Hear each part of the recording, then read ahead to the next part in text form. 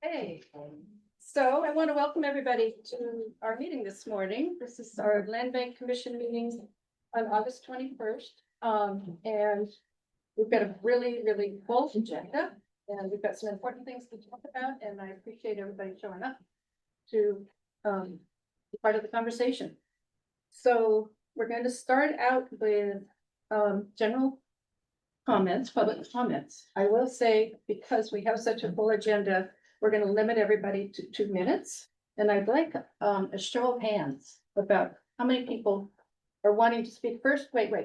First, about anything besides Camas Commons. Is anybody here to speak about topic other than Camas Commons?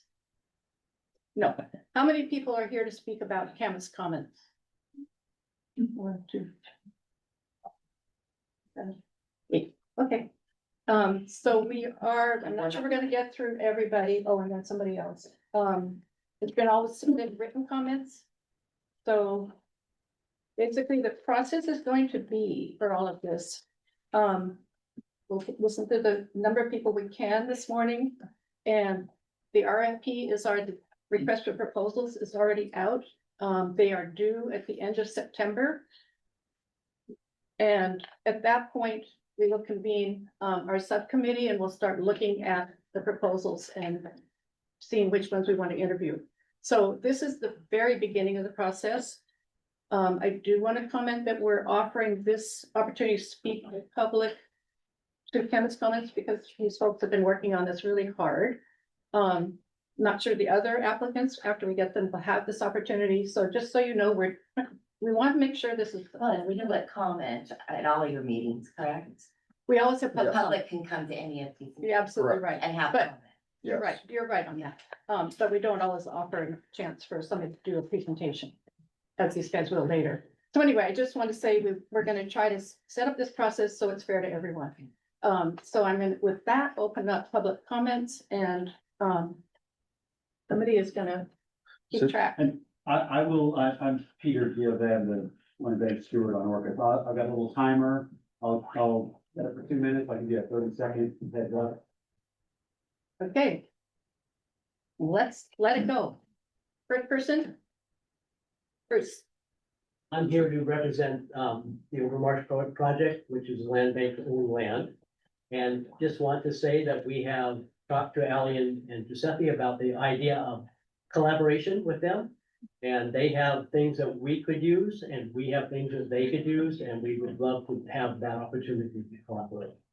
You want to state your name? Bruce Robbins. Okay, thanks, Bruce. I'm Rob Waldron, and I have raised that property, the property in question, for 20 years since the owner who is bailed out on it. And I created a map there that shows how we graze. I just want to point out that to have a viable farming operation, you have quite a few components needed, including different types of land, southern exposure, lots of water. And this property has most of those. Fencing is another big one. And all of that is in place on the farming portion of this property. And we are neighbors there, and we graze throughout the neighborhood, which is built out to its maximum density, the neighborhood there, as opposed to the piece that's in question. You know, it's not built, it's only got one people dwelling on it. So my main purpose is to inform the board what the current situation is and has been for the last 20 years. The poor property had gone through, it went through a kind of a cult period, Ramtha, and then it went through a golf course. They intended to build a golf course there. decided the whole property and planted Kentucky bluegrass golf course until they ran into problems of not having permits to do things, and when we confronted them as neighbors, they guaranteed that they would stop herbiciding. And if we ever found any in our wells, they would stop immediately. Rob, I think we need to. Thank you. Rob? Yes? My name is David Casson. I'm an adjacent property owner in the Bowling Green Estates. I also have a background in real estate development for 40 years. And I understand a lot of my work was both in Washington and Oregon. Some of it was within the urban growth boundary, and I can't help but liken that urban growth boundary in Oregon to what we've got going on here in terms of an urban growth boundary. And I love what the land bank does. I hike the trails, I use it.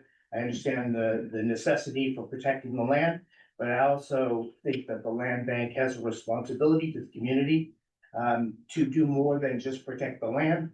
The last thing we need is more, multi-acre properties for McMansions that don't really service the community. And I think that what they have suggested is a sort of has an economic base and an ability to provide housing to the community in a way that sale to a developer or someone who can afford to buy the whole piece is not going to do. So I think the land bank has a responsibility here, not just to protect the land, but also to service the community. So. Thank you. Thank you. Yes? Okay, I want to speak in support of Ally and Giuseppe, who've been there for the last 4 years or so, and they've been building the garden that has been utilized for, I don't know, the last 15 years or more.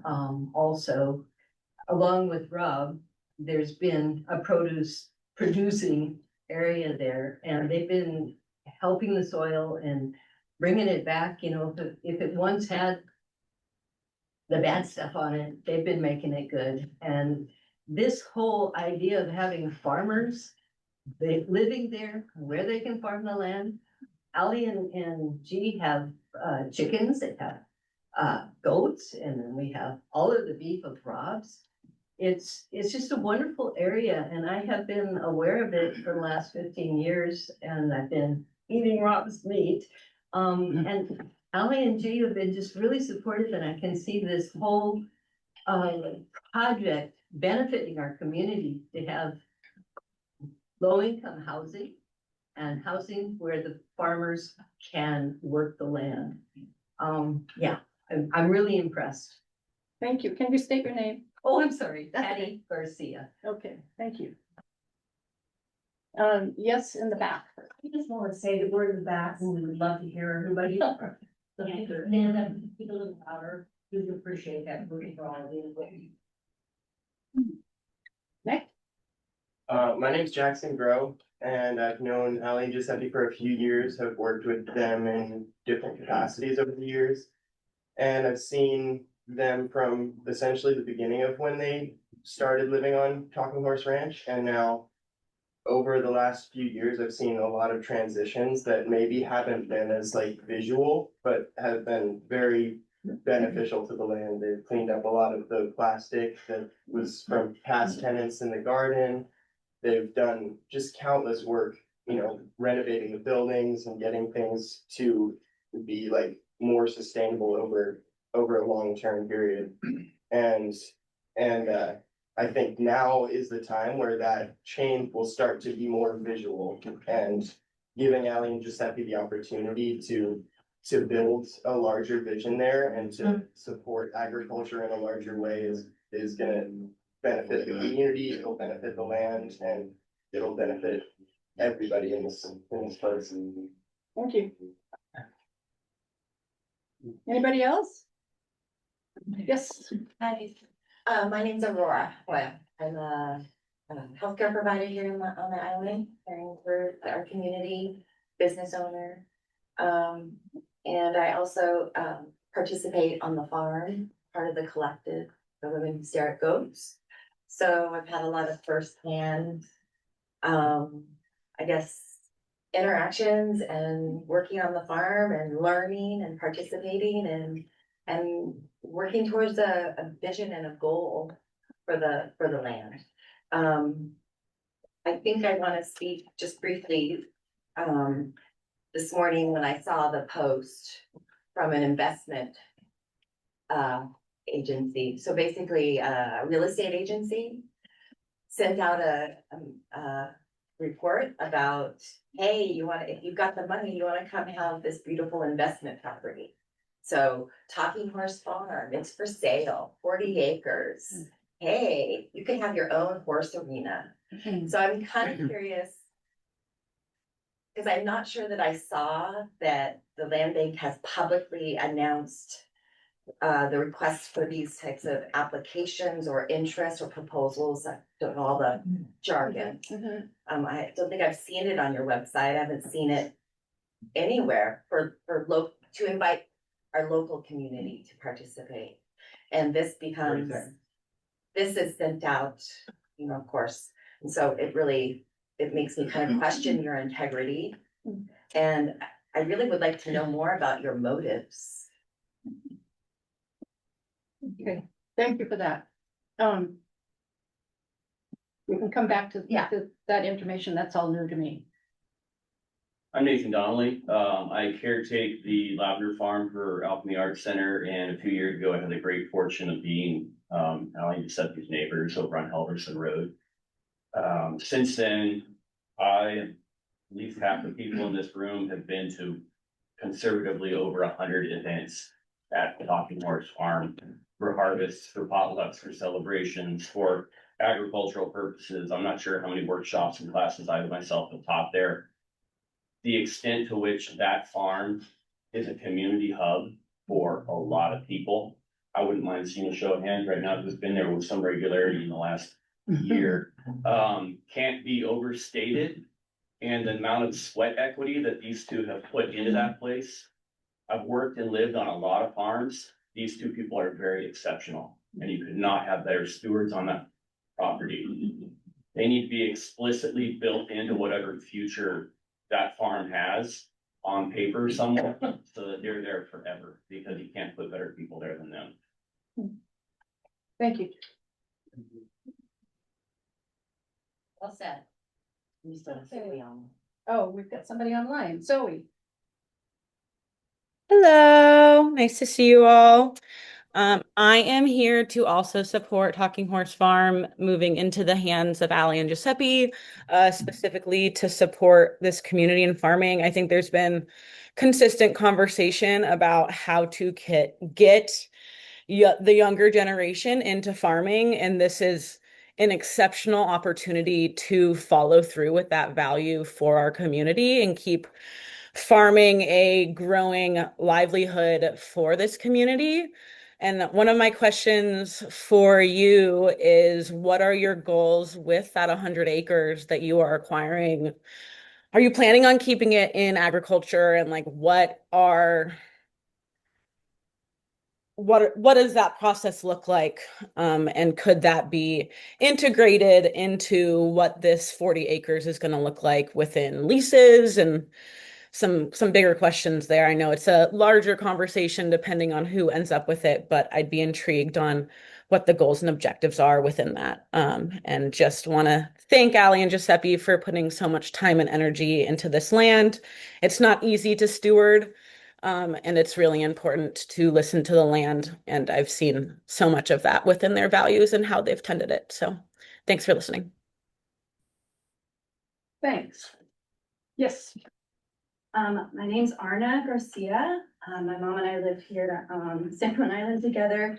I've been here solidly for about 7 years, but grew up coming here. I wrote something out because I wanted to make sure I could really articulate. This is really important to me. As a close friend to Ali and Giuseppe's for many years, I've witnessed how truly honest and passionate they are about supporting the well-being of the land and animals on Talking Horse, and also the well-being of the local community and its generations to come. this property ends up, if this property ends up in their hands, it will be a huge win for this community. Everything they're envisioning to do with it will be a benefit. They know the land, they've been living on it for 3 years now, nurturing it, communing with it, beautifying it. And Ally has been working and living on it off and on over the last 16 years. They understand the land's microclimate and also where and how it can really use some regeneration.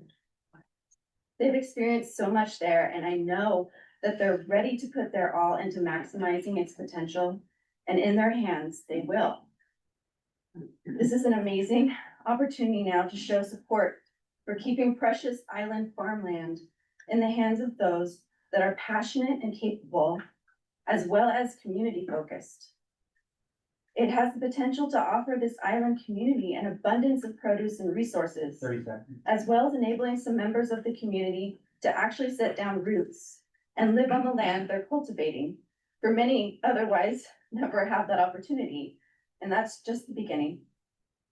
I'm really hoping that you'll use your position here of power and influence to support the Camas Commons proposal and give the land and this community's future its win it so needs and deserves.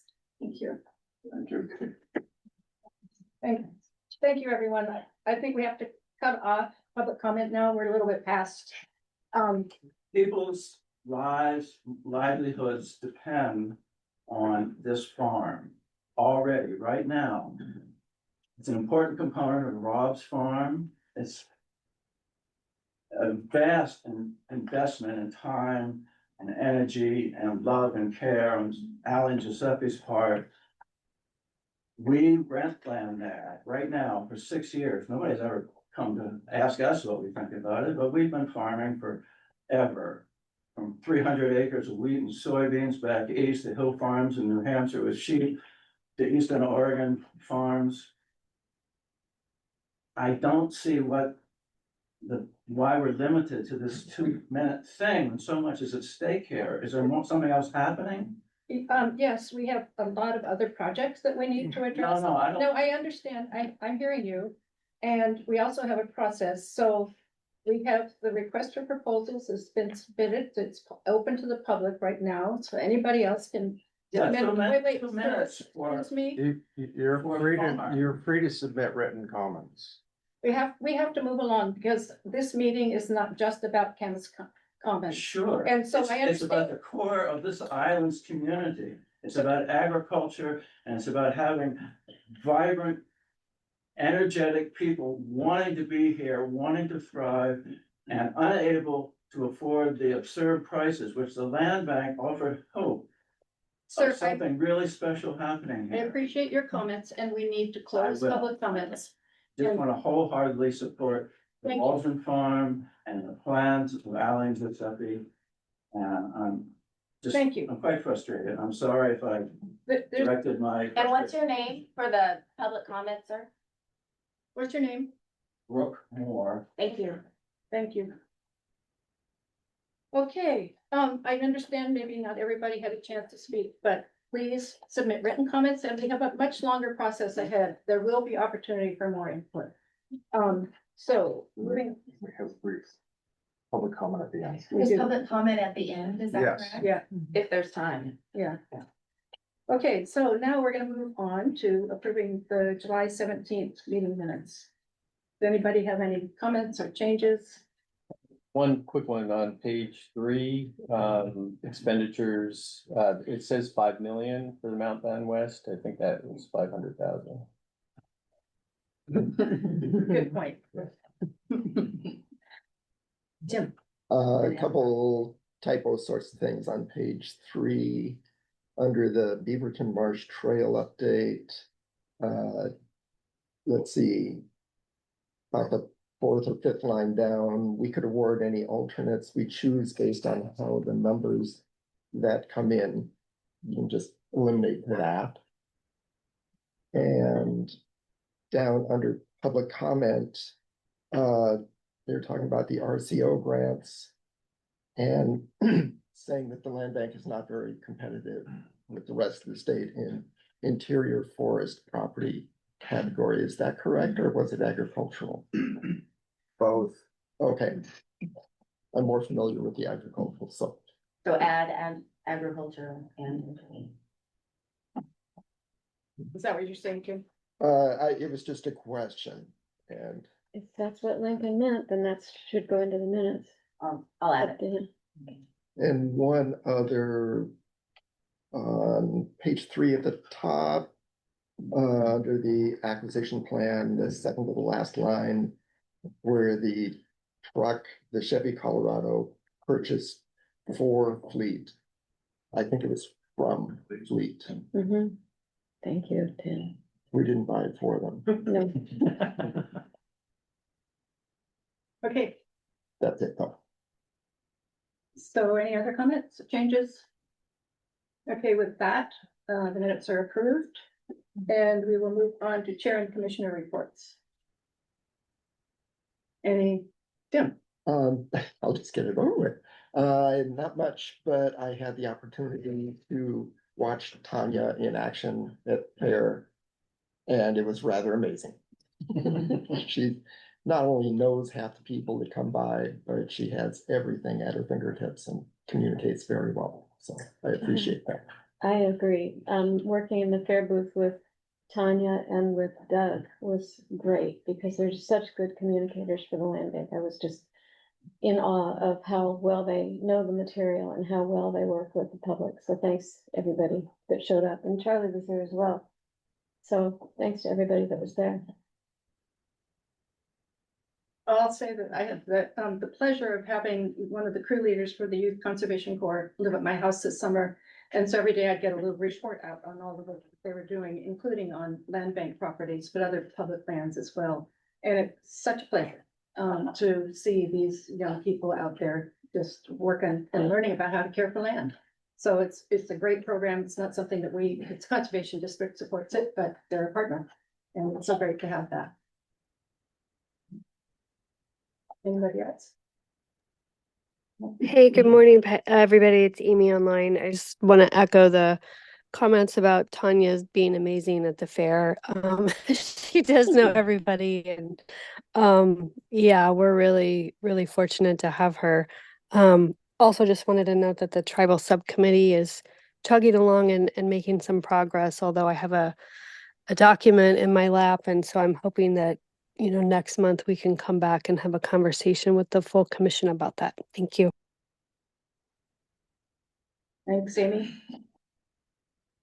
Okay, moving on, we get to have a council update from Justin. I'm gonna go as quick as humanly possible to make up time. I only have 2 things, that everybody probably knows the county budget is topic number 1 and has been for the last year and a half. Councilmember McVeigh will be doing 3 public sessions, 1 on each island. They're on Saturdays in September. I think it's the 4th Saturday in September. She'll be on San Juan, but will be on each island. And then I will also be doing budget. Her conversations are more generally focused on community concerns. My conversations will be 100% about budget.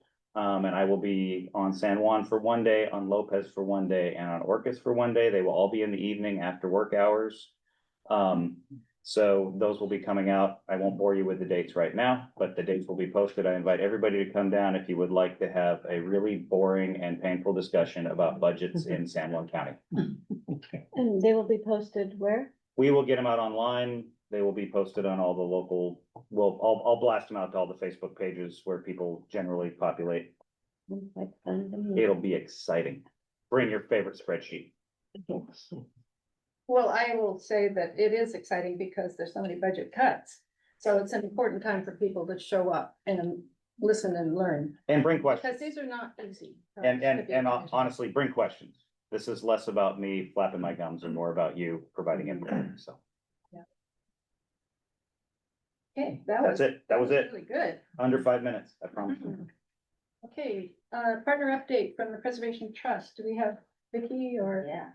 Oh, there you are. Hello, Peggy. Good morning, all. My name's Vicki Edwards. I'm the Managing Director of Lands at the San Juan Preservation Trust. We have another amazing project that soon will close in partnership with the San Juan County Conservation Land Bank. And that is a conservation easement on our Mount Ben West Preserve. And we have a final draft of that conservation easement in place. We've had some really great coordination with Lincoln, Doug, and John in being able to move this project forward, and want to thank them for making the time to do that. It's really been a great process. We've worked through an amended cooperative agreement just to adjust the timeline to the end of September in that agreement, to be able to fit into the county council schedule. And our projected closing date is September 15th, if approved by the commission and the county council. So looking forward to hearing Lincoln's update later in the agenda. And I'm here to answer any questions that may arise in regards to our partnership in that project. And just to let folks know that if this moves forward, the goal is to have a public trail through the Mount Ben West Preserve, connecting with Westside Preserve and the Mount Ben complex sometime in 2028. So it's a really great community project in protecting our amazing landscape on the west side of San Juan. And also want to share that Tanya and Lincoln, if Kelvin hasn't reached out to you yet, he will be doing so, just to partner on some signage and being able to exemplify our partnership and what each of us brings as a nonprofit with the San Juan Preservation Trust and a government entity with the Conservation Land Bank. So you may be hearing from him soon, just to be able to move something forward and planning for that on this preserve and others. And also want to share another update regarding our summer social that was held at the end of July at Caulfield Farm, which was the perfect location to be able to highlight the partnership work going on between the Preservation Trust and the Conservation Land Bank, looking up at Turtleback Mountain, one of our greatest successes in the islands. And we had 240 registrants with 152 attendees actually showing up, which was our best turnout yet. And the majority of those were from Orcas Island. We had a great article regarding Turtleback and the gathering and the Island Sounder. There's some great quotes from community members, Angela and Lincoln. We've got that link that I could send to Tanya if you all haven't seen it yet. Also, the Orcas radio station, KIXP, ended up attending and recording people's tales, kind of their connection with the mountain. And we will be taking that recording and putting some of those in a video. And Tanya, Kelvin will work with you on that before finalizing it, just to make sure we're both agreeable on how things are represented in that video. So just another example of our partnership and how we work together and protecting this place, and where appropriate, providing that public access opportunity. And that's the end of my updates for now. And as mentioned, I'll be around to answer questions regarding Mount Ben West later in the agenda. Thank you. Okay.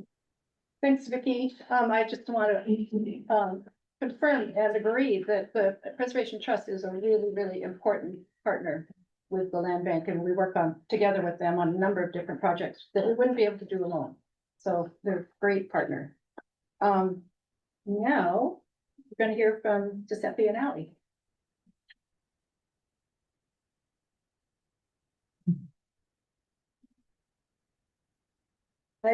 This is going to be a little frustrating because we can see the screen, but I'm afraid some of you can't. Normally, we have a screen set up that.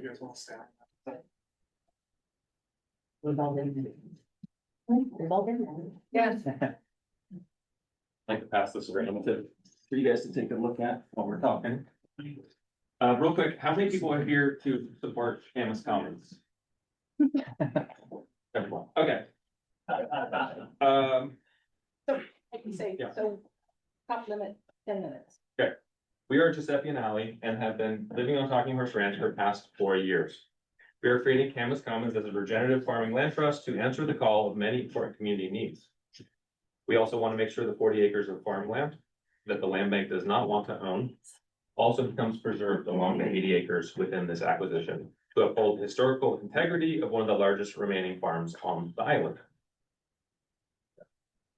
We are confident that our proposal is the only one that advances the land bank's mandate by permanently protecting local farmland from overdevelopment and establishing community-led regenerative stewardship that secures the island's agricultural heritage.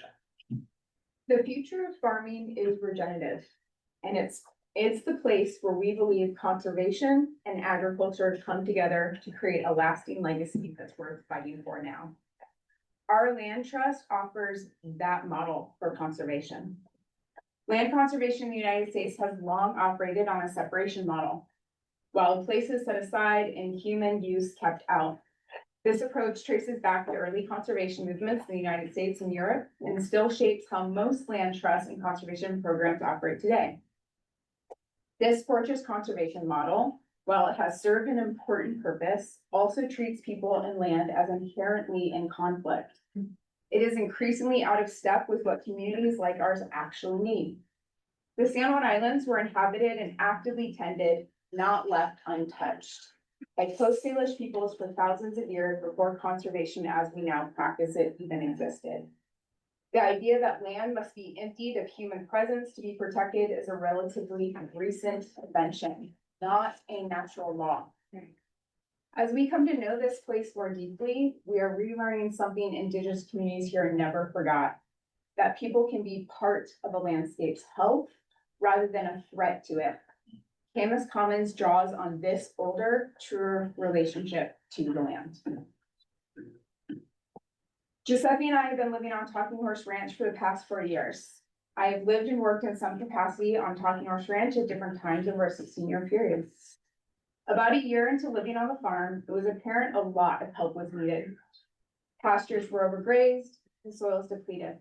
The market garden was a mess and full of trash, and soil was very compacted. There was a lot of loose trash on the land as well, and spaces were full of stuff accumulated over time. The well pressure tanks were going out. Giuseppe is the one who noticed and led a plan and a budget to fix them. This was a huge improvement made to the land that would have been disastrous for the current owner and other farming operations under the previous conditions before we lived there. The buildings were and are in need of major repair, including our house needing a new roof and mold damage in multiple buildings. The list was piling up from years of the farm being undermanaged along with an absent owner. This is no disrespect to the farmer or the owner. 120 acres is a lot to care for, and one can only do so much. This land has needed invested, capable, organized people living on it, working together in order for it to be well managed and farmed well. We are only a few of those people, but it's a start, and our land trust vision is committed to inviting more. From these observations and soil research, we began working on a plan to focus on cleanup and rehabilitation and began stepping into a more caretaker manager role while renting. There are currently 3 farming operations on the land with about 70 farm animals altogether, and representatives from each of those operations are here today. Ours involves a growing dairy goat herd, which I also keep for invasive weed clearing, wildfire mitigation, manure and mulch, and brush clearing. The herd is also used recreationally for private goat hikes and other fun offerings through my nonprofit project, Women Who Stare at Goats. I also have a large chicken flock for my rainbow egg business called Mother Cluckers. We have also planted 16 fruit and nut trees, and more baby trees are in a nursery for a future orchard site. What are our goals for restoration and otherwise? To repair and enrich soils in the pasture, paddocks, and garden, to increase organic matter, to increase water absorption, to reduce water consumption, to increase soil microbes, to mitigate wildfire risk, to find a balance between restoring and preserving natural ecology and cultivating non-native species used in agriculture. We have been in discussion with Dr. Jessa Medosky and Adam Martin both as conservation biologists to aid in this quest. We also want to act as a regional hub for education regarding regenerative agriculture, sustainability, and traditional skills. What do our current projects restoration and cleanup look like? The market garden rehab has included work parties, animal co-ops, and hands-on care. We've taken 4 to 5 truckloads of trash, rotated pigs, goats, tractor work, and cover crops, and brought the garden to a place where it could actually be planted next year. And we've been looking forward to that. I began, and I'm halfway through the renovation of my off-grid workshop. We rebuilt the old stage from Brickworks in our yard to aid in our quest for community engagement, where we have hosted live music, variety shows, movie nights, seasonal celebrations, and even our wedding ceremony. Thanks to the shift in the Waldron's cattle management this year, this is the first year certain areas have been left to simply grow. It's been really nice to see what plants are growing on the land to better inform what's needed for restoration. I began working on wildfire mitigation. This involves my goats for brush removal, as well as building healthier soils that hold moisture better. This actually reduces the risk of burning and even has been found to stop it altogether. In January, I received a grant from the Ag Guild for a pasture restoration project I began last fall. A 1-acre area to serve as an example that can be followed throughout the remaining pastures. This project includes multiple parts that are ongoing into the next spring and summer and so on. This fall, I'll be using a no-till drill from the Conservation District to plant alfalfa there, both as a forage crop for the animals, as well as alfalfa is one of the best crops that benefits degraded soils in the short term, and it is also drought resistant. The grant includes planting a living willow fence this fall as well, and a lowland area of the pasture being restored where groundwater naturally gathers. The willows will serve not only as livestock forage, but as natural barrier between paddocks, which will eventually reduce our reliance on the electronet and polywire fencing. It also manages excess moisture and creates soil structure to develop soil health. The willow fence also involves planting native water-loving plants to help develop more of an ecosystem. Our future farm plan, or how do we accomplish our goals? We already have a lot of restoration and farm projects underway, working towards our goals, but in order to continue that, we are forming Camas Commons, a regenerative farming land trust. This land trust offers long-term residential and agricultural leases to farmers that make affordability permanent. We will have a competitive application process and trial periods to ensure people on the land are committed to and invested in regenerative practices. Important detail: land is only farmland when it has farmers on it. And we believe the best way to accomplish this is to provide affordable residential opportunities to farmers on the land where they farm. We will also offer non-residential agricultural leases and potential overflow and collaborations with the Overmarsh Farm Commons. Our model puts the land into agricultural conservation permanently.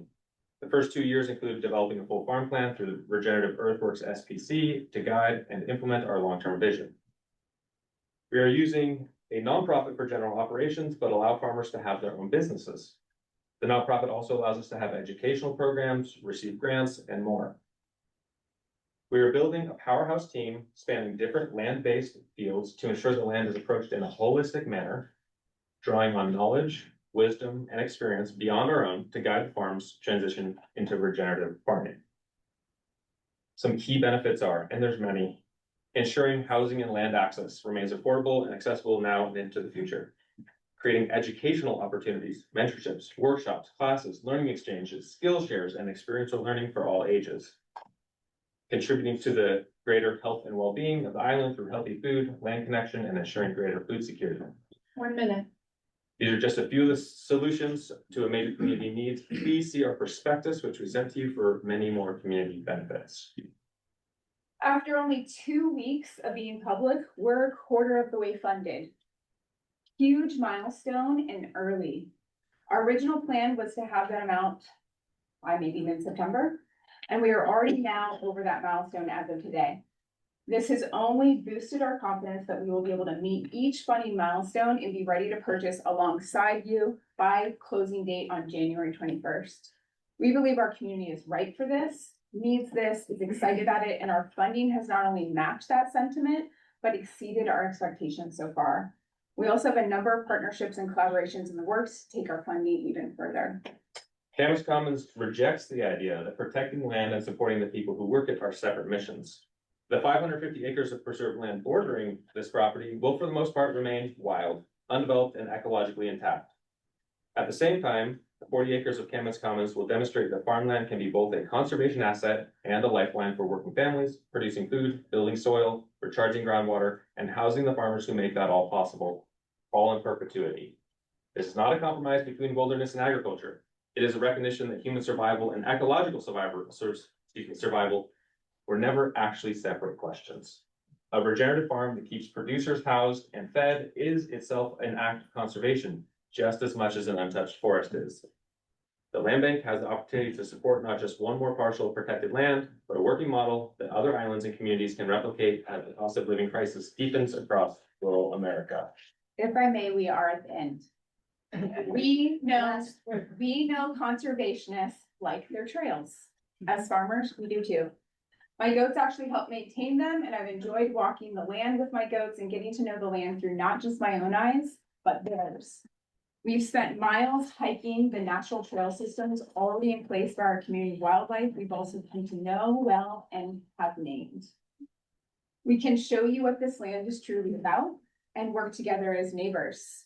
We invite you today to join us in a trail we've begun on the farm already to transition into regenerative ways. We are asking you to not only help us blaze it, but blaze it with us. We invite each of you and the land bank staff to the farm for a Camas Commons tour at 4 p.m. We're holding them every Saturday. We hope to see you there. Thank you. Thank you. Thank you, Gary.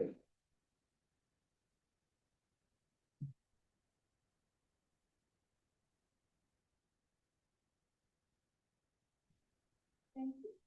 That was beautifully stated and well done. I appreciate your effort. So again, the next step is in relation to Talking Horse Farm, is the RFP is out, the property has been listed. And just to go back up just a little bit, the owner of the property insisted that the entire property be listed for sale. He would not agree to take off the 40 acres to be able to negotiate separately on that. So that's why we're doing this kind of process of soliciting proposals for the purchase of the 40 acres because we have to close them both at the same time. So that's a big hurdle for all of us, including you guys.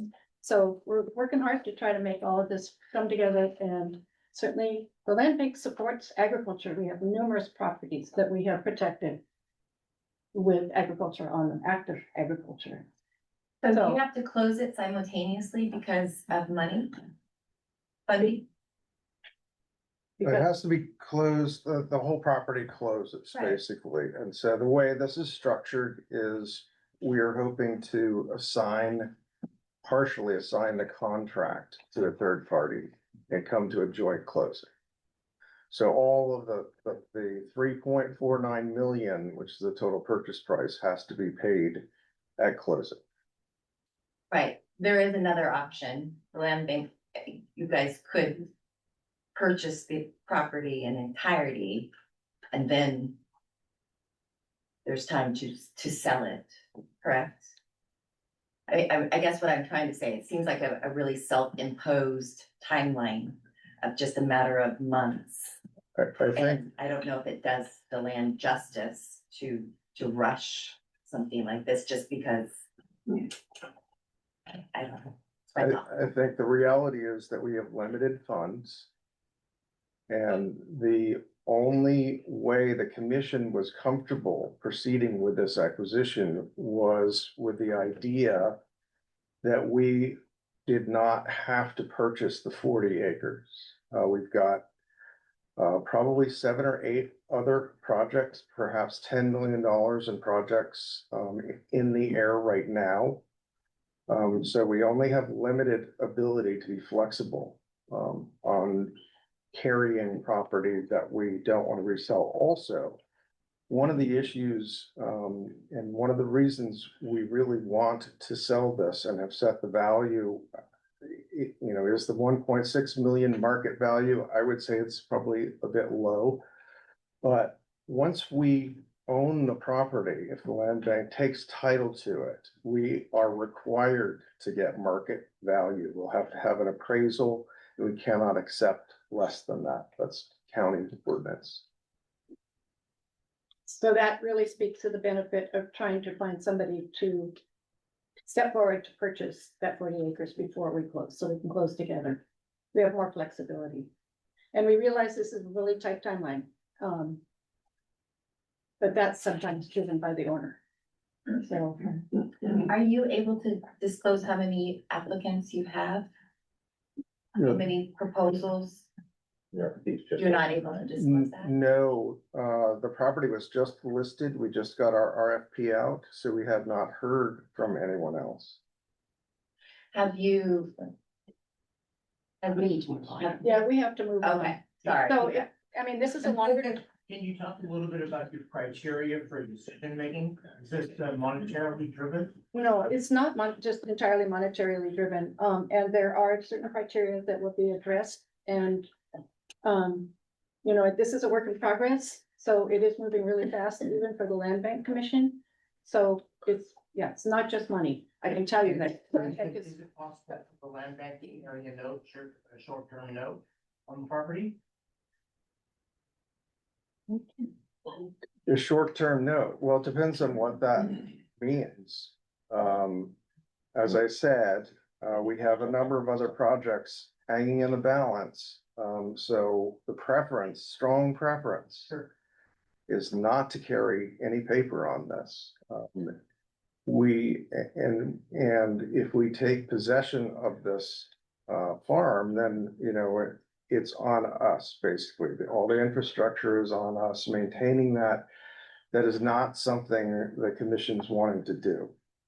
So there's strong preference for coming to closing, joint closing on it. If I may, I'm gonna jump in support of Peggy. There is further discussion of this on the agenda in the director's report, so there's gonna be a little bit more discussion amongst the. We're already in it. Oh, we're in it now? We might as well be. Okay, all right, I guess we're in the director's report now, but we're fielding questions, and we really need to hold the questions until the end. I think everybody will have the opportunity to submit questions to the land bank and get answers. When we adjourn, I think there's an opportunity for questions to be asked, but in order to get through the agenda, we're gonna need to cut the back and forth. We are in the director's report, so there's gonna be questions from the commission members, and they need to be able to have an open discussion with staff on a lot of these. And they may ask a bunch of the same questions that you're gonna ask, and questions that I may also be asking. So I think if everybody can hold until the end, when we'll have hopefully more public comment, we need to let the commissioners have a deliberation about some stuff here as well. Thank you, Justin. And I will say the Land Bank Commission is not going to make a final decision on this property for a while, so we are still discussing different aspects of it. But thank you all for your comments and feel free to write us. And thank you, Ali and Giuseppe. Okay, So now we directors. we have a staffing discussion. I'm gonna pull that item, just because I don't think we have time to Right. do it. So I'll go right back into Talking Horse Farm. A couple of things that I think are important to clarify. We do have a request for proposals document that's just come out on our website, which really spells out what we're looking for from potential purchasers. It is not just the purchase price. It is a proposal for what whoever purchases it wants to do with the property. That is a critical piece of this. So that's what we'll be looking at when the commission starts to think about the proposals that we have. There may only be one proposal. We don't know how many there are gonna be. Our point is we're trying to do whatever we can to to jointly sell this property and not to have to take possession of it. That's part of our financial commitment side of things, because we have other projects that are equal priorities to this, which we really need to accomplish as well. So that's why we have this tight timeline. The reason for the tight timeline with the proposals is that the commission will be considering their 2027 budget at their October meeting. At that point, they're going to have to take a look at where we are with this project and where we are with other projects and make a decision about, what to carry forward. So it will all come down to, that budget conversation. I don't know that I have anything else to add on the property. Can I add just one comment, Lincoln? And this is just as a point of reference for commissioners and maybe for folks in the audience. I'd encourage everybody to look at a project that happened in the Methil Valley called the Sunny M Ranch Project. That is a microcosm, or this is a microcosm of what they did over there, but it touches a lot of the same pieces and intents that our two presenters spoke to. So if you have a chance, bring up the Sunny M project. It was a several thousand acre project, but it was to advance agriculture, to advance access, to advance trails. It had a housing component.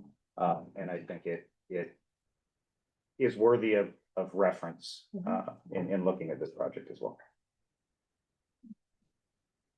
I think we're good on that one. That was great. Nathan, we're not taking any more questions right now, but thanks. So. You're on. No. Oh. Questions from them. Oh. Questions from us? I was just looking for the RFP on the website and I didn't find it, so I'm not very good at website. It's under the news section. And I can forward you the link. Thank you. And the press release went out, I think yesterday through the county. I don't know if they all heard your question. I just wanted to see, I was trying to look for the RFP, but I didn't find it because I'm not good at finding things. So thank you. But that's a good point. We want to make it really easily accessible. So where can you find it? So it's on our website under the news. sjclandbank.org. Yeah. I don't see any news on any of the. Yeah, I don't see news either. It's Is it in the under drop-down. about, under? Is it also listed in multiple listings? It is. And the county also sent out the press release, so it should be on all the online papers and. Is the multiple listing determined, have the fact that it's an RFP? No. Yeah, that's something we need to correct with the listing. Doesn't. I have a question.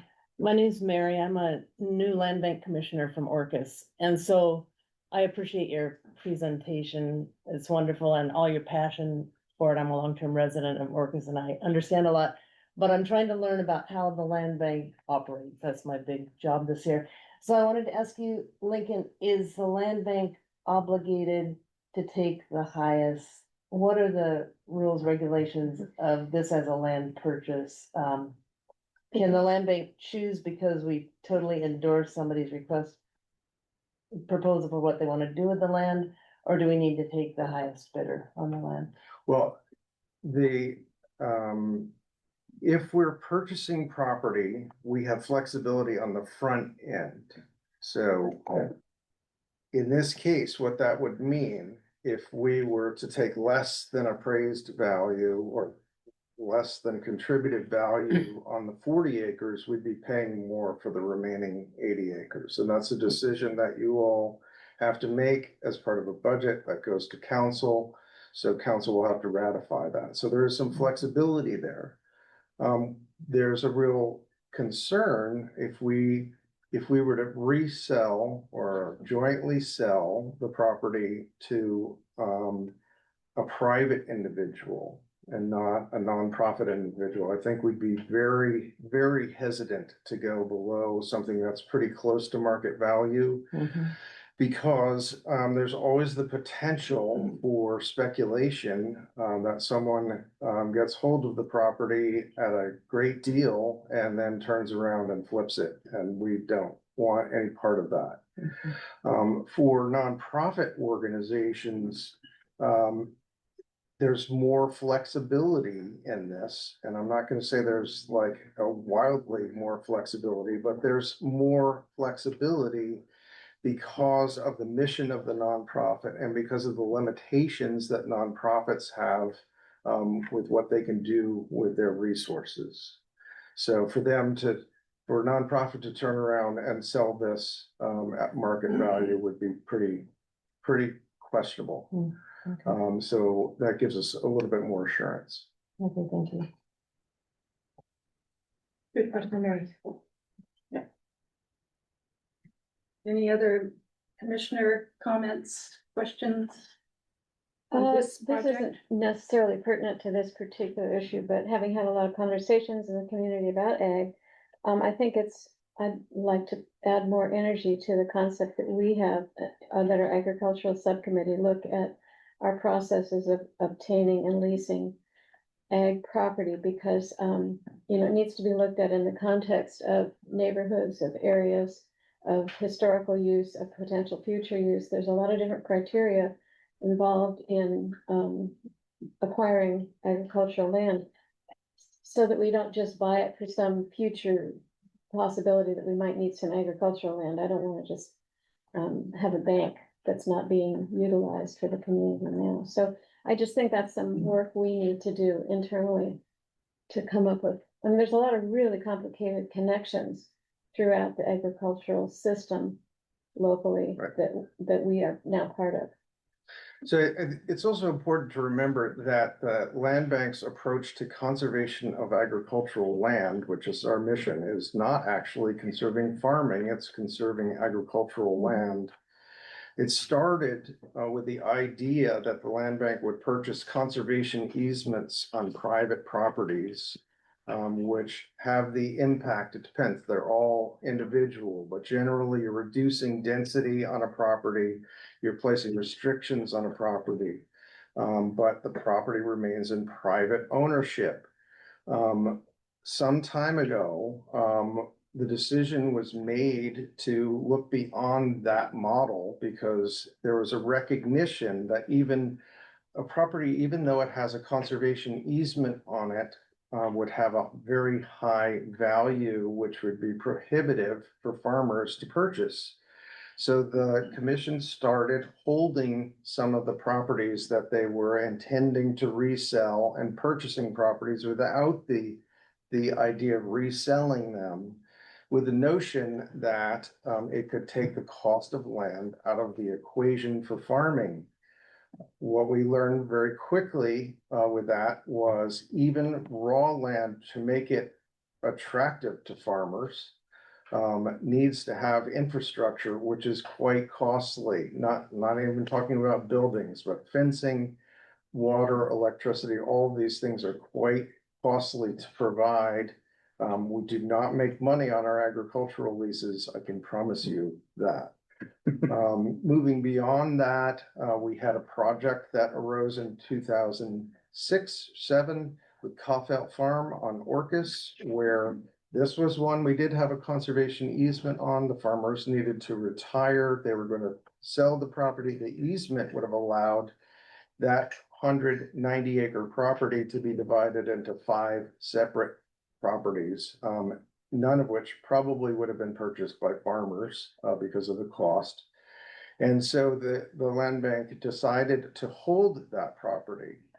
That has been a very, very long road for us, quite honestly. And the cost of having that property, the cost of managing it, we had a nonprofit who was trying to manage the property. I went through 3 or 4 iterations of that nonprofit. We now have a private farmer who is leasing that property. That's worked out pretty well.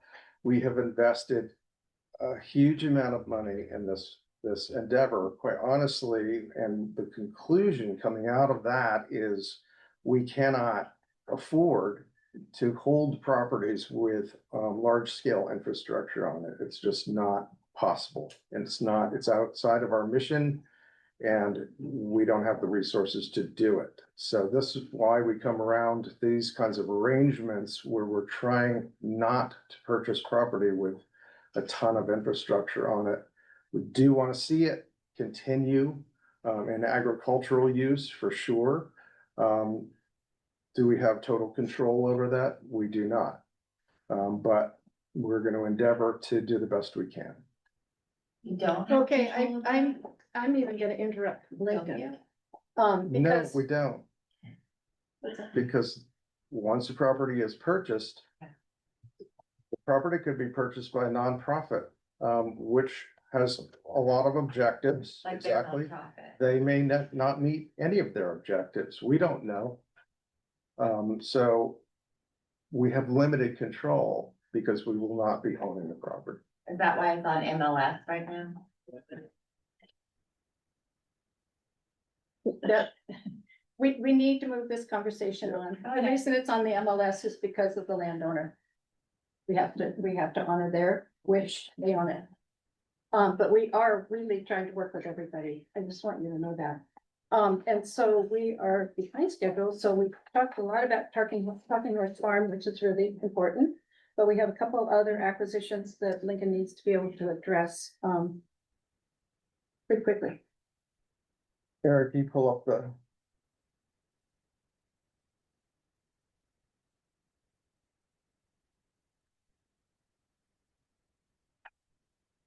Yeah, we've got a few other ones. So the Mount Ben West conservation easement, Vicki Edwards already talked about from the trust. We've been working on this one for probably, oh, I don't know, 3 or 4 years. It's finally coming to fruition. The trust was able to purchase this property. So this first slide just shows kind of priority areas for San Juan Island, and you can see there are two circles there. If you can't see it, I'll just explain it. One is the area where Talking Horse Farm is. This other one in the southwest part of the island is where the Mount Ben West property is. So for this one, we can keep going to the next one. Keep going. Well, go on. So that's the Mount Ben West property. It is the linchpin between properties that we already own, which we purchased more than 20 years ago with the idea of providing public access. We've not been able to do that, but gradually we've acquired through donation or purchase other properties coming up from the west side, and this is the last piece. So we'll be acquiring a conservation easement on this property, which gives us the ability to put a trail in, which will, the trailhead will be on the west side road and go all the way up to what we call Mount Ben. It's really the south side of Mount Dallas. It's a 900-foot elevation gain. So that will be quite a great experience for people. This also has a lot of important habitat on it. There's a lot of Gary oak habitat, prairie habitat, and mature Douglas fir wetlands, a lot of things on this property and on the adjacent properties. So this is one we're working on, and we're hoping to close on this. Well, we're obligated to close on this by the end of September. So that's all I've got on that. If you have any questions on that? Okay, next one. This is Orcas Island. So you can see this is the South Orcas priority area. So East Sound, the water body, is to the right of that circle. We purchased a 24-acre property last year, 2025. And in this case, this is kind of what we do with these properties. We have projects that come along, and we do everything we can to match REAP funding with other dollars. So we got a grant, we've got a private donation. This is kind of the last piece. The neighbor to the south really wanted to make sure that we could kind of insulate them. You can see their house right there, pretty close to where the beach is to the north. And so they wanted to be able to purchase a small 0.2-acre piece of property. We agreed to do that with restrictions on it. It really can't be used for anything. It's really as a buffer. So we're hoping to conclude that resale, which also will enable us to collect the $1.1 million grant that we received for salmon recovery on this property. Hopefully soon. We're in the end stages, but it's taken a long time. This has probably taken a year to pull off this resale piece of it. Okay. Picnic Point Conservation Easement, so this is Shaw Island, you can see Shaw Island priorities. Picnic Point is to the southeast, it's just north of Canoe Island. There's a property, we can go on to the next slide. It's basically a neck of Picnic Point, not the actual point. But it's a pretty important piece of property. There's a lot of Native American there's a lot of evidence of Native American use of this property for quite some time. The idea here is to purchase a conservation easement because there could be 2 development units put on this. And so we again went out for grants to try and make this happen, and we're hoping to wrap this one up relatively soon. Well, actually, that's not true. It's going to take at least another 6 months or so. All of these projects, all these acquisitions, resales, we've got extensive process that we have to go through. It takes a long time. But next year, hopefully we'll conclude this. We do have a grant in hand, which will cover the vast majority of the cost for this project. And that's the end of my project. We have a grant in hand that will cover we have a grant in hand for this project. We got a salmon recovery grant for what? Erin shaking her head. What do you have to say? Well, we're in the process. We should hear in September if we're awarded. We applied for 1.2. Okay. But there's indications that we'll just get 900. Right. So it's likely, I mean, that seems to be the end result, that we'll end up with 900. It'll probably cost us a bit more than that. We are not intending in this case actually to pay market value because it's the money that we have available basically that we're willing to commit to this project. So hopefully it will all come together. Thank you. Okay, so we are going to take a short break and we will come back at, what do you want to do? 5 minutes. 10:05. Very short break.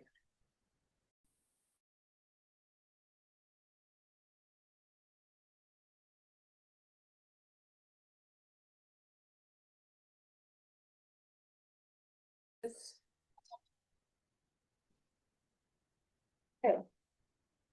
So the next, it is stewardship report, and we're going to hear about the Beaverton Marsh Trail update. And Rachel is working on this project on behalf of the land bank. So first, the audio visual aid, because that's what everybody wants to see. This is the helical pile example, 3D printed to scale. Ultimately, this will be 4 3/4 inch diameter. And so we have a cut end on the bottom. It gets drilled in with a machine that's attached to an excavator. And then when it gets down to wherever it goes, then they attach another section and they'll somehow adhere it. And then they keep going. I don't know if there's going to be more than one of these that goes down, or if there's going to be 2 of these sections, but likely the bulk of what is going down is just plain pile. Okay. So Just a brief background, what she's talking about is how the crossing over the marsh to connect the trails would be constructed. So I just want to provide some context for people who may not have been following this whole thing. We purchased this property in 2018. This is Beaverton Marsh, and one of our objectives has been to try and create a trail connection across the neck of the marsh. Right now, we've got 2 sections. If you go to Lindy Park, you can go to the west and wander that trail. It's a loop trail. It's quite nice. If you could go to the end of Halverson Road, That is the entrance from the other side, but creating that crossing has been extraordinarily challenging. The soils underneath are not solid at all. In fact, we have not yet found a solid bottom going down to 80 feet. That's why we have to go to this helical pile solution. We didn't know how we were going to be able to accomplish this at all. And so trying to help the county with another project that was not going forward, which was the Town to Zylstra Trail, we offered that we could basically make use of that money and do this project pretty much instead. It's going to the west. Who knows where it will end up, but that's the full scope of the project. Our timeline has been extremely short and we're coming to the end of it, which Rachel will explain a bit as we go forward. Lincoln, if I could add one thing, since I get to talk about budget all the time. The funds that are being provided for this project that Lincoln talks about that could not be used on another project are a US congressional designation that came from Congressman Larson's office. It was 5 million? 5.2. $5.2 million that was allocated for the other trail project. When that trail project couldn't happen, we were told, if you can find a viable alternative to that project that meets some of the requirements that that project put forward, we will allow you to transfer the money from that project to another one. If you can't, we are going to take the money back and we're going to give it to a different community to put it to use. And so the land bank stepped in and said, we believe we have a viable use for this money. As we are now understanding, nobody really knew how we were going to do it. But part of the investment of the money is to do the design and the engineering. And so this is really helping us to keep federal money that would otherwise be taken away from us in the community to accomplish something positive that was already on the list. And I just want to add that the Zylstra Lake proposed trail was not a land bank project. There was an assumption that land bank was involved with that from the beginning. We were not. And yes, so we're thankful to kind of be able to bring this money back into this Beaverton Trail project. It's very complex. And I think there's a lot of public support for this.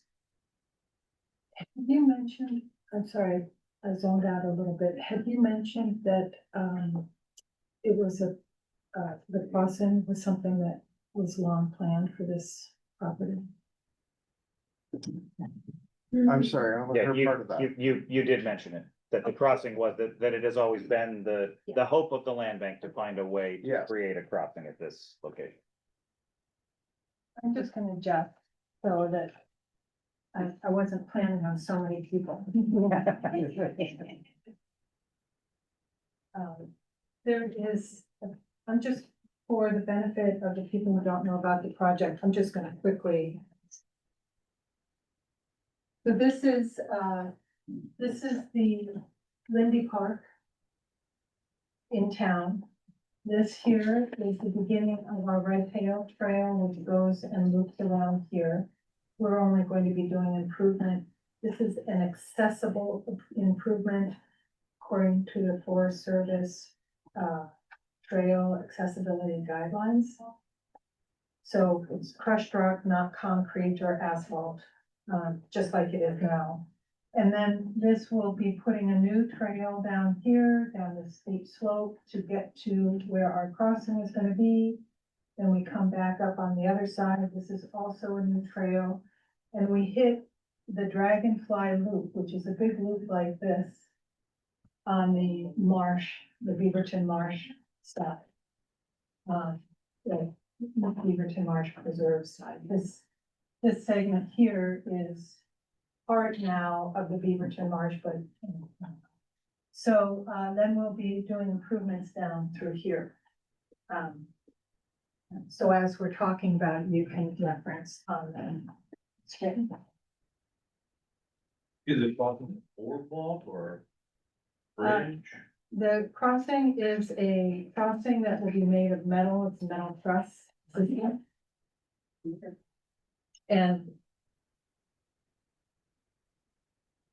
these cool piles, there'll be 24 they'll go to support, 3 piers. And the final pier will be, of standard concrete, foundation.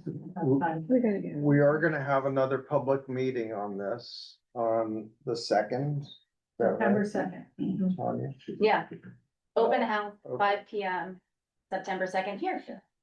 So if you want to know more about the details, that's the place. Okay, so last time we talked, the money was really scary. We've been working very hard with our consultant and there's more work to come. These are still draft numbers, but we've been working very hard to get the numbers and the quantities into a place that makes sense for our project. So this is where we're at right now. I didn't bring a comparison to the previous numbers. I'm sorry, I didn't include that in this sheet, but I think the base number that we had the last time basically used all of our construction funds.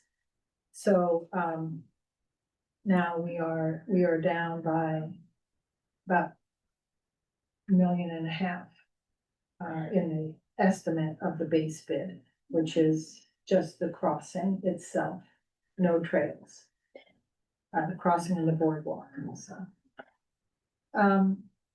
And so you can see the cumulative sum. I ordered things on this list in a way that we have discussed about what kind of order would be our priority or what I thought needed to be our priority, and you can see how that accumulates.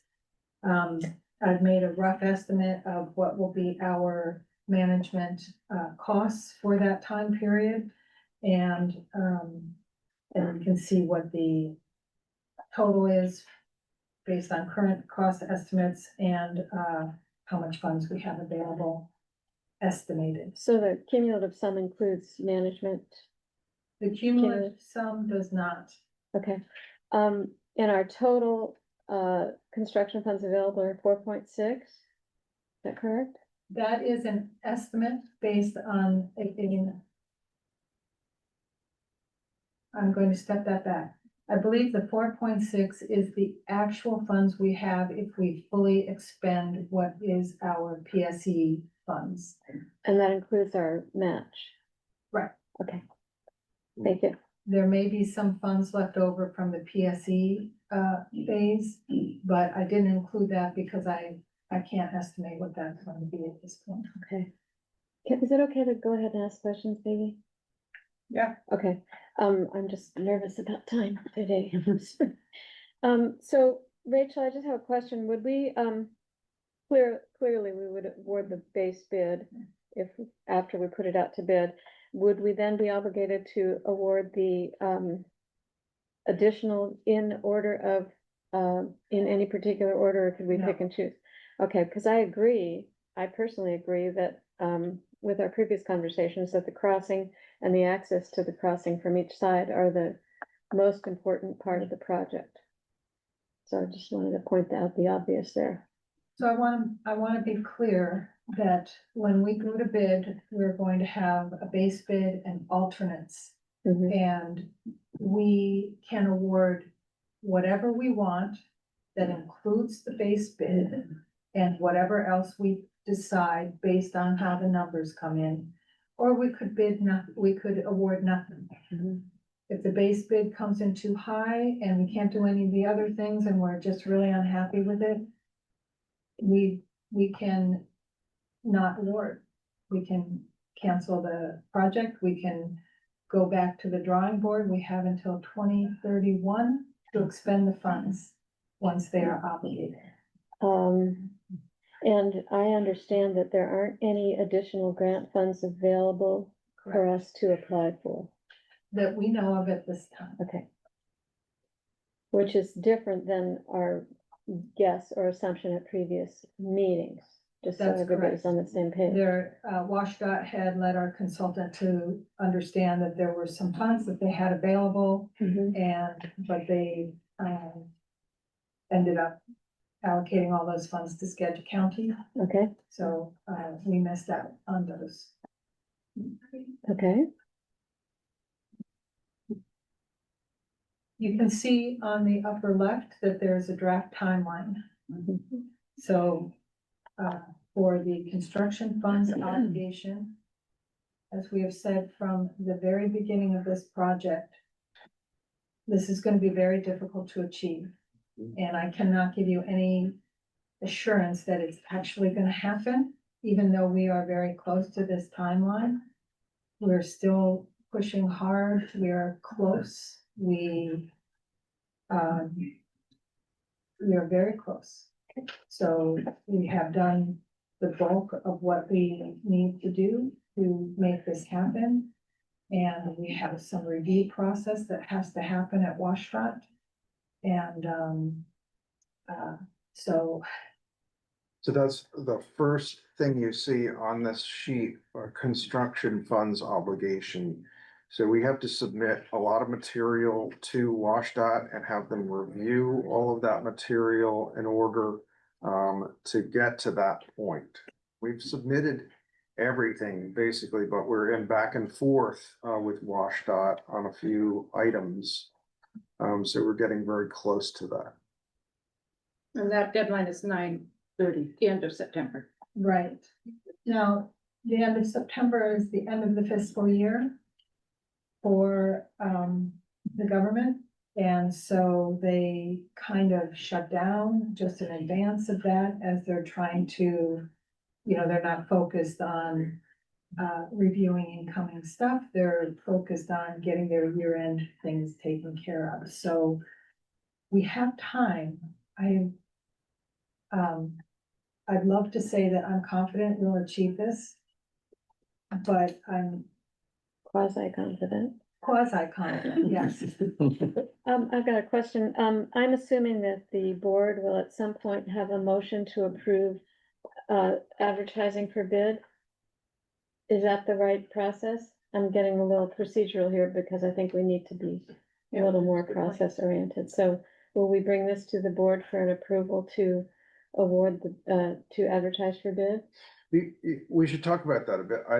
I'm not quite sure, because the real, make or break moment in all of this, after you go out to bid and you get bids back. Is and to you approve. Open them, Mhm. you don't have to accept any of them. Correct. So I think we need to be in a position to move forward if we're going to do that, but that's the real decision point about whether this project happens or how much of the project happens.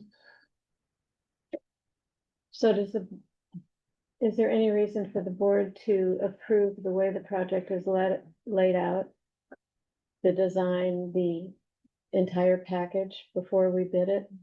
I'm just trying to remember past lives of when we had board approval of projects. I think that would make sense to do at your October meeting, when you'll be considering the 2027 budget also. Okay. When is that October meeting? Third Friday. 16. Yeah, it is October. What do you think, Chris? I think the critical point is when we get the bids back and then we have to authorize notice to proceed. That's the critical point. And that hopefully at that point, we're not being asked to contribute any additional funds that Correct. Yeah. we'll know what we can build and we can authorize that and because we don't really know until we get the bids back, what we have. Could come way under, could come way over. I mean, there's gonna be a lot of shuffling once we get the bids, but I would say that's when we need to come back to the commission at that point before the notice to proceed for the bidders. So that would, what we would be looking at, would be coming to you in December with the bid opening. Now, if you want to make changes to the plans and specifications, if you want to, that's too late. So if you're thinking you want to look at this project to make changes to the plans and specs, that has to happen before they act. Correct. And at that point, we would have to make, at that point, we do have the option to make some changes. I'm not recommending that we have changes to make, but I'm just asking this board, at what point do we feel as if we need to officially engage with the project and approve it continuing? And I don't think in the past we've always been so procedurally correct about that. So that's my only point. So I'm suggesting that in October, we have a motion to approve sending the project out for bid as it's designed. Okay. That's all. I think that could work. You're gonna need to give me some time in the meeting, because I'm gonna have to flip through 70, 80 pages of plans. I don't know if we want to look at 80 pages of plans yet. Well, if you wanna see what, some of those are cross sections and profiles, so maybe it's only 50 pages of plans, so you can see what the impacts are and what everything looks like. Is it unreasonable to ask the board members that they could meet with you for more detailed questions in the interim, if they don't take up too much of your time? I don't think that that is any kind of problem, particularly if it's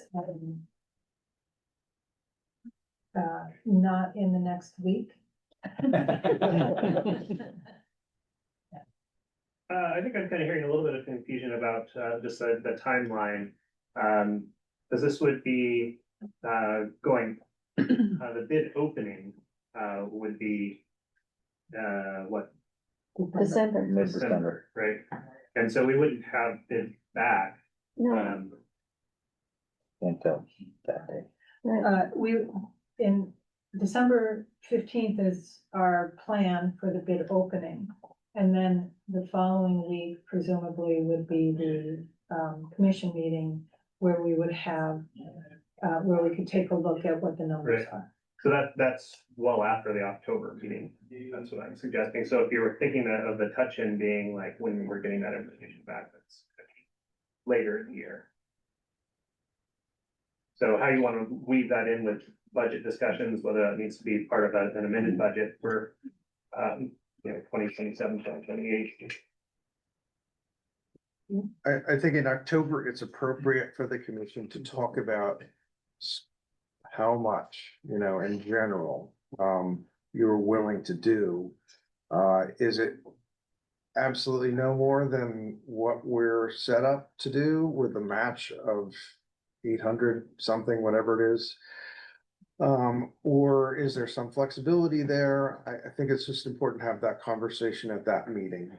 Obviously, we're not gonna know what the numbers really are, but it's just to get a general sense from you all, what's the line? What line are we not gonna cross? Thank you. And I just want to emphasize it's an exceedingly complicated time to get a budget. Get estimates from potential contractors. Because costs are all over the place. So That's I right. appreciate all the work you're doing in trying to do this. And note that in the table of the dollar figures, there's the contingency, which would be, that contingency basically covers errors in our estimate. So, in terms of our assumption of what the cost would be. It's unlikely, we'll use that 20%, but it could happen, particularly with the base bid. We don't really have a good sense of what it's gonna cost to get that structure. And then there's the inflation contingency of 10%, which that would cover the contractor's expected increase in costs. If costs are looking like they're going up, the contractors are gonna pad their unit prices because they're expecting at the time they need them that the cost will go up. I'm just gonna back up. Rachel, we're gonna have to wrap this up pretty quickly. So you want to just wrap it up? Okay. I won't go into details because it will get complicated, but So we have a plan then for October review of the project. I think we could get through the plan set in 15-20 minutes if there's not a lot of questions, just so everybody gets an overview. And then after that, if there's questions or comments, we could probably handle them all at one time. Could we focus on the the base and alternates that are most likely to be awarded Yes, rather we than? could focus on those. Rest of it. That's a good idea. And I think it's important to take a look particularly at the details that we have. What are the rock walls going to look like on the Beaver Trail east side? And that kind of thing that you'll want to see. And then we'll need a little bit of time to suss out what we're gonna award in December. Work, thank you. So we're moving on to outreach and communications, Tanya. I'll keep it brief. So the Beaverton, the update. September 2nd here, 5 to 6:30. And Peter is going to continue his. Peter and Tyler will continue the Dolphin Bay Road Preserve tours through October. So still third Thursdays in October, probably move it to 5 a little earlier because of the change in the weather. And that's about it. Well, fair was great. Good, a lot of people. And Peter was there as well. And my compliments to staff. Thank you, Peter, for participating all the way from Marcus. Okay, future agenda items. Anybody have anything they want to include? Well, we'll be talking about the tribal policy at the next meeting. And probably we'll be checking in on the hunting, Orcas hunting question. And that process as well. That meeting in September will be on Orcas. And staff, no, update on the staffing, everything. Update on staffing. And are we gonna review and adopt the Dolphin Bay management plan at some point?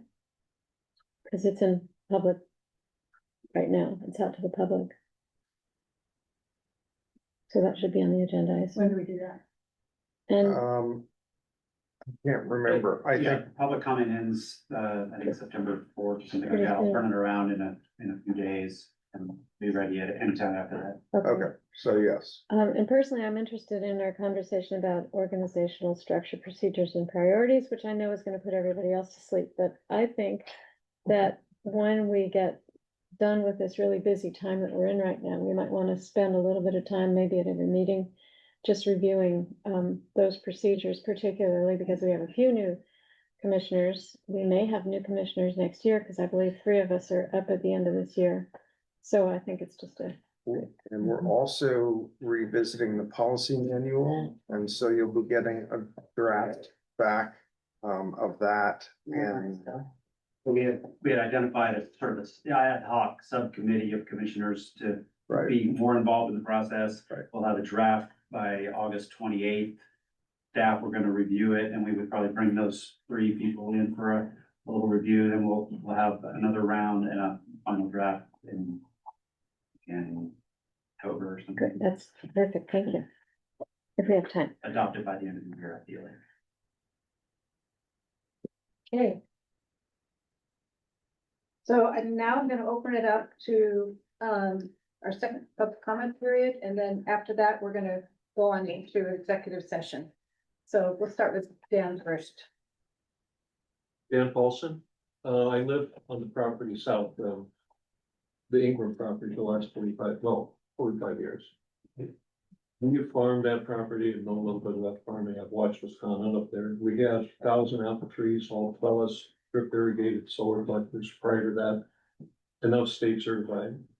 Prior to that, Jersey Isle Dairy, state certified. We raise sheep, hogs, 50 chicken, all of those things, and subsoiled everything and did cover crops over the years. But the Ingram property's never really been seriously farmed. I know the soils and grasses are not great for farming. It's not high quality farmland, so to speak. I would love to see a farm and done properly. But I have a few topics that are concerned. It's stated they got plenty of water. And under, like when we talk, under regulations, agriculture can use up to 5,000 gallons per day, which is roughly enough to service 25 or more homes. If it's, correct me if I'm wrong, if it's gonna be cattle, livestock, it's unlimited. Is that correct? So water is a big deal in San Juan Island.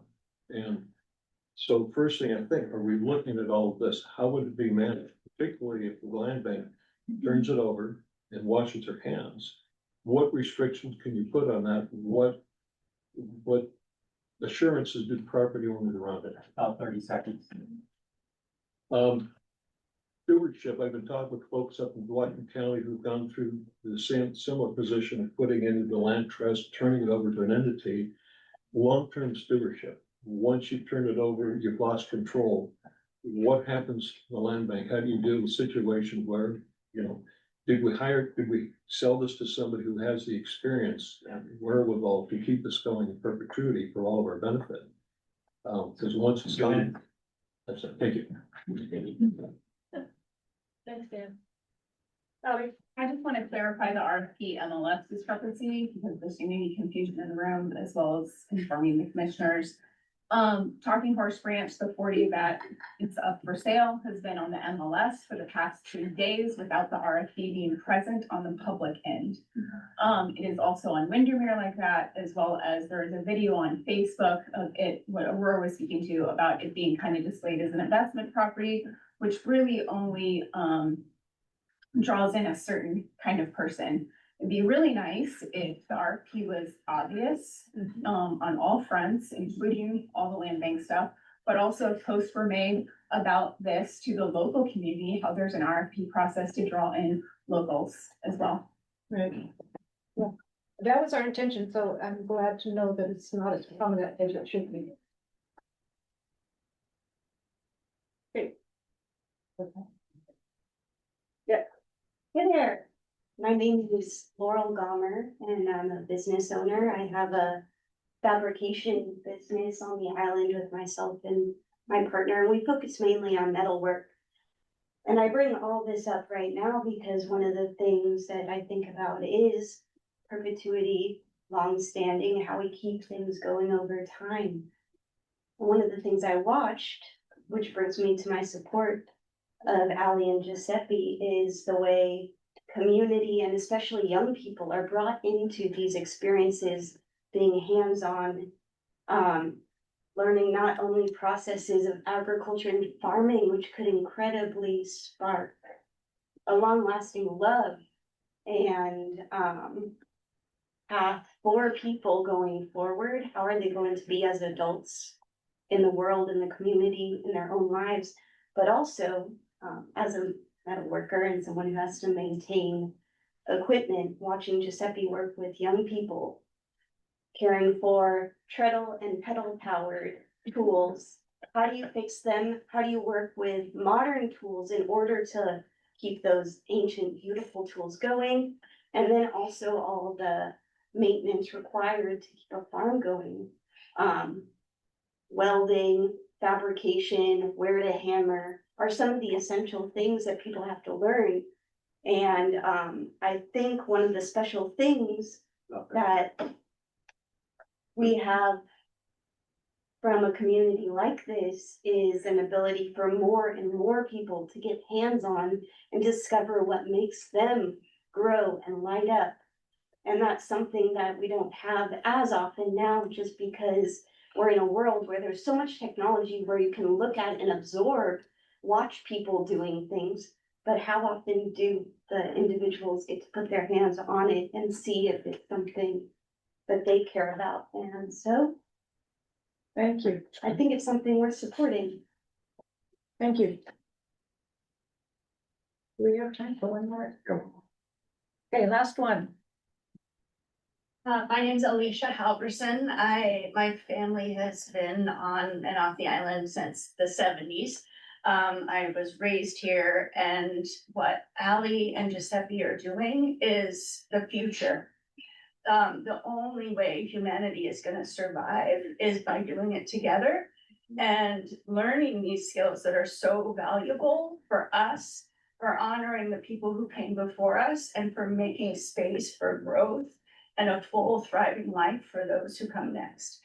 And I really feel they are building something and will continue to build something that is gonna be so valuable for our community, and seeing it go away would be such a loss for our community, and we need more of what they're doing, not less. Okay, thank you. Thank you, everyone, for your comments. I do appreciate all of the energy.